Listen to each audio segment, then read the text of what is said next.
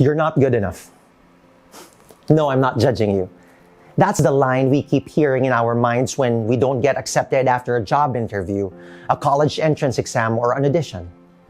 You're not good enough. People in this world always look at CVs and skill sets, and if we're being honest, even if we do get the job, there's always someone out there who is better than us. Why not him? Why not her? That's probably how the people in the Bible felt when God called them to do His work. David was a simple shepherd boy called to be a king.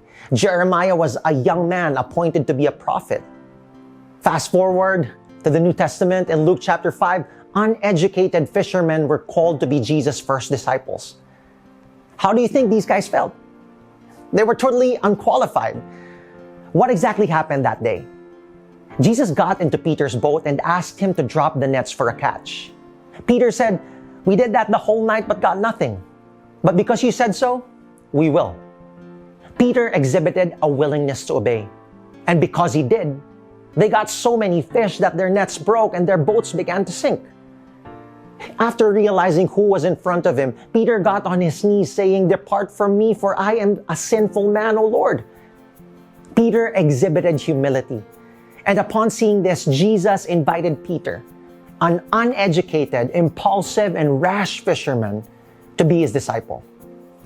Why, you may ask? He's not good enough. But aren't we all? None of us are qualified to do God's work. But He still calls us because He has a different lens from the people of the world. Instead of seeing who we are now, He sees our potential or who we could be. Instead of looking at our resume, He looks at our heart. Instead of focusing on what we can do for Him, He focuses on what He can do through us.